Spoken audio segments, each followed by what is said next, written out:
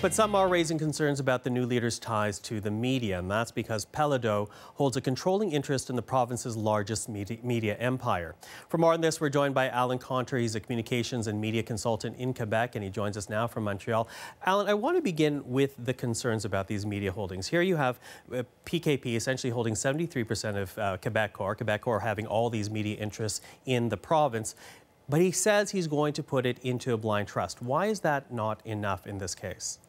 Well, I think the issue that's been raised by the legal counsel to the ethics officer of the National Assembly of Quebec is that when he evoked the blind trust, that he's not required to put his stuff into until he becomes a member of the cabinet or gets elected to government. So as leader of the opposition, he's not required to do this. But when he evoked the blind trust, he evoked one where he would retain control over the sale of the shares. And people have suggested that that's not quite a blind trust.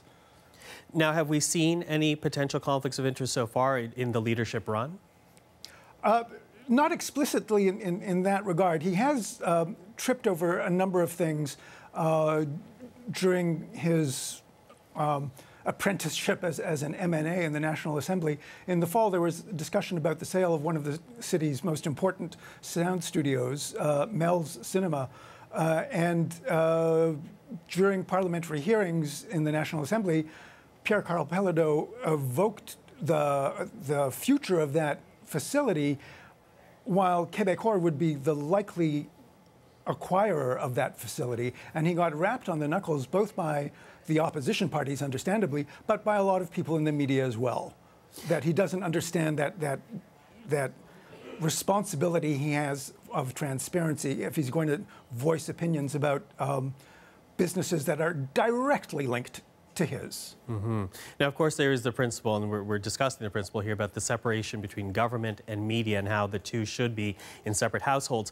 But how much of this has to do with PKP himself? You know, he has a reputation of having a strong personality, has a strong reputation of being involved in the day-to-day of Quebecor.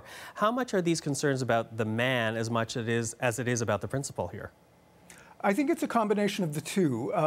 When he evoked the possibility of running for the Parti Québécois, even before the leadership issue, the Association of Journalists, the Fédération Professionnelle des Journalistes du Québec, stated quite clearly that this is a dangerous precedent if he didn't divest himself of the company or put it in a blind trust.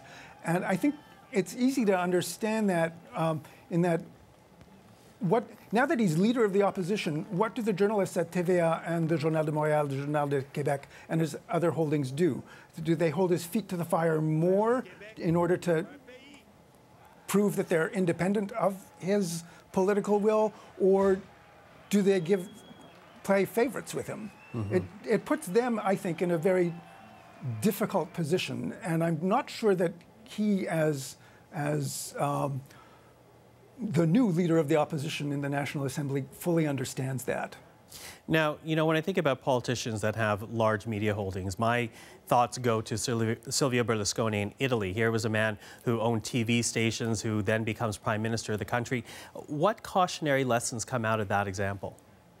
Well, the Berlusconi example was evoked, was raised as soon as he put his hat into the ring to become an MNA.